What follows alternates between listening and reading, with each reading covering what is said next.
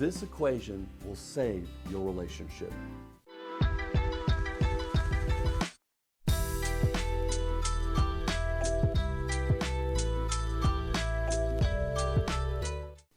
All right, so let's talk a little bit about how this equation will save your relationship. Now, the hyperbole aside, obviously one equation cannot save your relationship, but I think it's not even so much about an equation, a mathematical equation, as it is really more of a human nature equation. So I'm actually going to start with a story. Many years ago, probably 20 years ago, I and my family were heading out on a trip to New Mexico, which is a very favorite spot if you're in middle America, at least for Oklahomans to travel to. But it's a bit of a drive, about 11 or 12 hours to the city of Santa Fe, one of my favorite cities in the whole world. I love being out there. So on the long drive, it's not uncommon for my family and I to play some car games. We'll play license plate tag or so on and so forth, different kind of games, you know, sign bingo, things like that. Maybe you do that on your own trips. Well, this particular trip, we got to talking about philosophies of life. And so the game was, if you had to choose a sentence or a few set of words that would sum up your philosophy about life, what would that be? Now, one of the passengers in the car said, "Life is a journey, enjoy the ride." And if you knew this person, you knew that's very fitting for this person. Somebody else in the car said, "Life's a journey, prepare for the trip." Now that was my wife, and if you knew my wife, you'd know how fitting that philosophy really is. So I thought, hey, we're doing pretty well here. These philosophies really do fit the way people see themselves and the world. And then it became my turn. And when it did, I threw out, after thinking for some time, it's all about relationships. And I think that's pretty accurate, given where I come from, how I view the world, my profession that I work in. It's all about relationships. And so I tell that story because I want to dive into talking about, first, what do I mean by relationships? And secondly, how does this relate to this equation we're going to talk about in just 1 minute? So first, let's talk about relationships. So the first thing about relationships is generally there are two kinds of relationships. There are transactional relationships and there are transformational relationships. Now, transactional relationships are usually relationships that are more surface-based. There's not a lot of depth. You may not know or even need to know the internal workings of somebody, their hopes, their dreams, their philosophies, if you will. When I go to the grocery store and I'm checking out groceries and the clerk is helping me, that's a transactional relationship. I'm not learning about what makes them tick. I'm not learning about their hopes and fears and dreams. I don't need to be attuned to their emotional life. I just need to process this transaction so I can go on with my life and they can go on with theirs. And so that's an example of a transactional relationship. And let's be fair, transactional relationships serve a purpose in our society. We have to have some relationships that are transactional because we have to just get things done. When I go to the bank and I make a deposit, I'm not learning about that individual. I don't know who they are. I don't know what's going on inside of them. I don't know what's happening in their extended family. I'm just simply making a deposit and they're serving me and doing their job by helping me do that. That's a transactional relationship. But transformational relationships are different. They're wholly different. They're qualitatively different. A transformational relationship is one where we are attuned to the emotional or the inner life of somebody else. Now, a transformational relationship might be a close friend. It might be a parent. It certainly will involve a child because as parents, we need to be attuned to the inner workings of our children's lives. But it's also very much applicable to our romantic relationships, our partners in life. And so transformational relationships are marked by the ability to attune to the inner life of our partner, and vice versa. They attune to the inner life of us. Now, another term we might use to describe that is an attachment relationship, because attachment relationships certainly are transformational by nature, meaning that when I interact with this person, who they are as a person impacts me, and who I am as a person impacts them. That's what we mean by transformational. We don't leave an interaction unchanged. Okay, now that we understand more about transactional and transformational relationships, let's break down this equation. And it goes something like this. Vulnerability minus self-protection equals connection. Let me say that one more time. Vulnerability minus self-protection equals connection. So let's break this down. Let's start with vulnerability. Now, vulnerability, just a basic definition, means susceptibility to harm. It means that in some way we feel exposed, we feel sort of stripped of our protection, our armor, if you will, and we feel like we could be harmed emotionally speaking. Certainly it could be physical as well, but that's not really what we're describing here. We're talking more about emotional vulnerability and emotional susceptibility to harm. Now, vulnerability in and of itself usually means there's a little chink in the armor. It's often tied to old wounds, could be past trauma that we've endured, so much so that every time something comes close to that vulnerability, we throw up our self-protection. And so that's the second part of the equation, right? We have the vulnerability piece, which means we feel exposed, we feel open, we feel susceptible to harm, we feel like we could be either re-traumatized or re-wounded. And so anytime something comes close or we get triggered, we immediately move into a place of self-protection. And these can go by a lot of different names as well. We talk about defenses. We talk about fight or flight, the autonomic nervous system coming into play that works so fast and so quickly to protect us. And so self-protection blocks our ability to be vulnerable.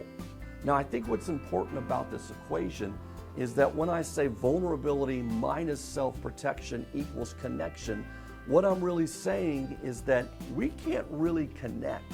We can't have transformational relationships with somebody if we are constantly in a place of self-protection.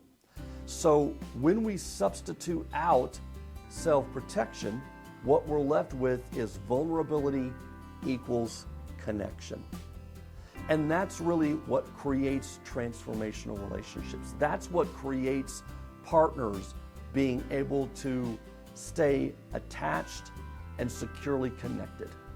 Because in that, they are willing to let down their guard, let down their self-protection, and they're willing to let themselves be more open and more exposed to their partner.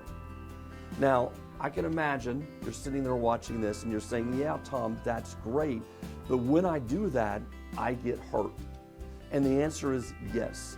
Yes, you do, because there are times when you're exposing yourself, when you're being vulnerable, and maybe your partner is not in a place where they're able to hear or tolerate or accept that vulnerability. They may be in a place where they've got their protection up. And that's a huge risk, and I understand that all too well. I've worked with thousands of couples, and I've seen firsthand how that plays out.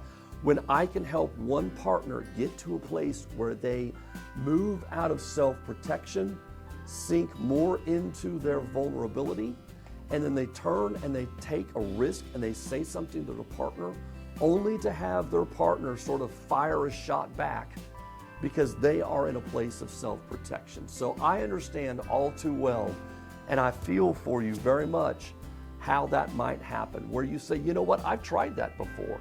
And being vulnerable with my partner only gets me hurt that much more. And I certainly understand that. Which is why it's important to learn when to take that risk, when to be able to be vulnerable. Can you gauge when your partner is vulnerable too?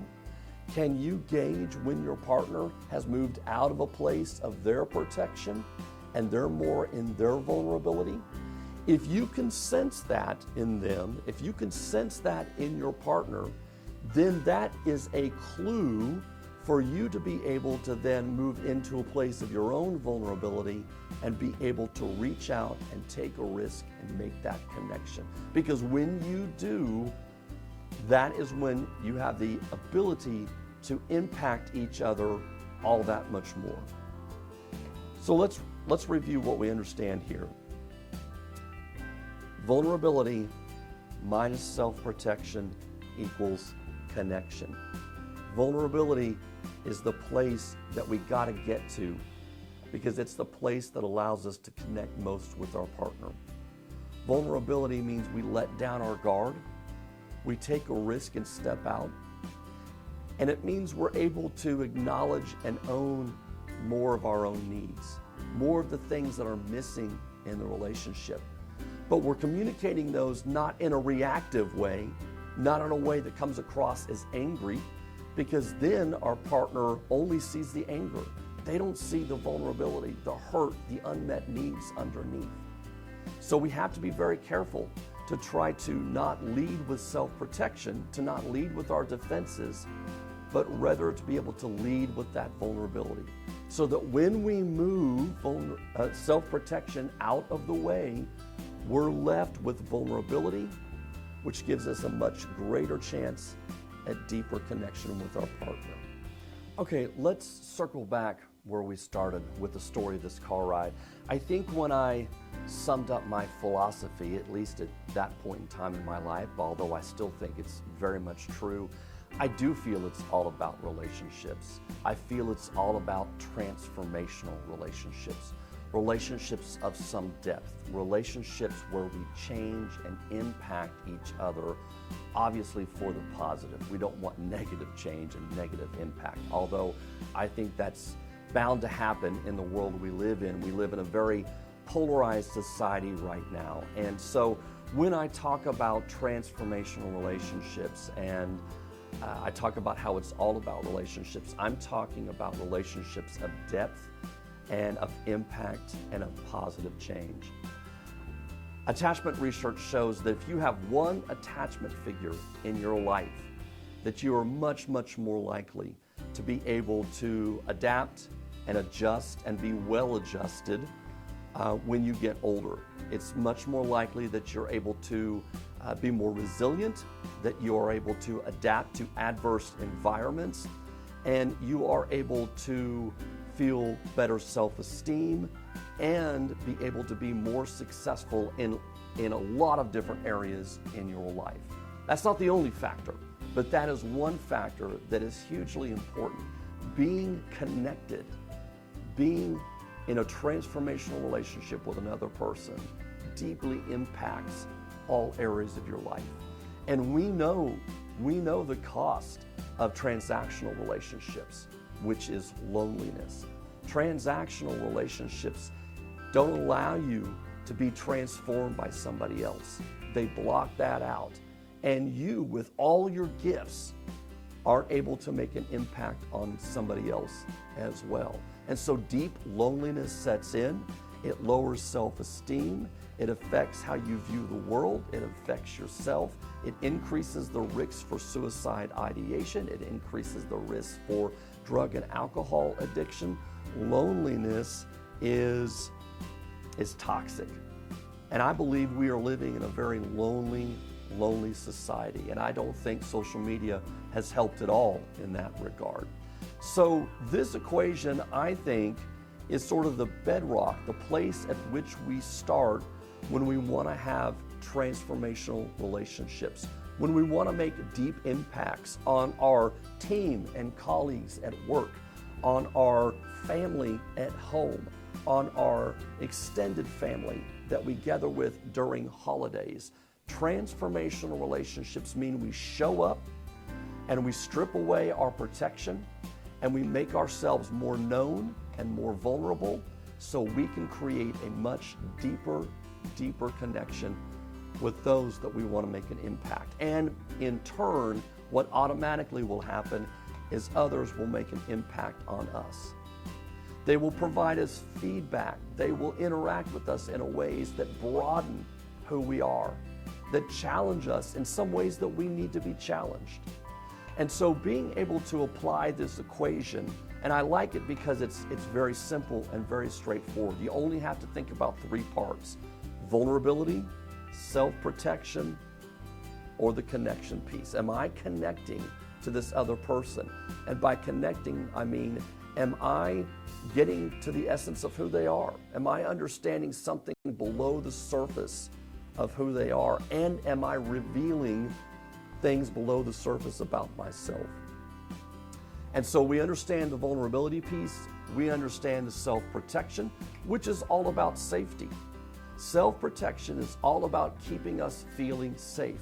And let me just say as a caveat here, I think it's important to not disregard self-protection. When I say we need to remove that or throw that away, I don't mean we just callously bare our chest like Superman, so to speak, and head out into the world stripped of all of our defenses. That's a quick way to get hurt and re-traumatized. And so I don't mean that, but I mean we do internally challenge ourselves by saying, am I protecting myself here unnecessarily? Is this a time, is this a person that I really have to protect myself with? It could be that there are people in your life that you don't want to lower your self-protection with. It could be that you have a toxic parent in your life, that you have a colleague who's a bully. You're not going to lower your self-protection with those people, understandably so. So keep in mind, I'm not asking you to apply this equation when you knowingly know that you are going to get hurt. And so that is not a time to go in and try to remove those self-protections that keep you safe and bare yourself and be vulnerable when you know going in that you're going to sustain another wound. So we need to use this equation judiciously, meaning we need to be able to apply it at times where there's a greater chance for a deeper connection with somebody than there is otherwise. So I hope you liked this video today, and I hope you enjoy this podcast. If you do, don't forget that we still got our survey available down below. It's absolutely free. You can take it at no charge to you. You get results as well as tips for the 5 different areas that trauma impacts in your relationships. Be sure and follow us wherever you get your podcast, and be sure and hit the follow and the bell notification on our YouTube channel. And we'll see you next time. Thanks so much.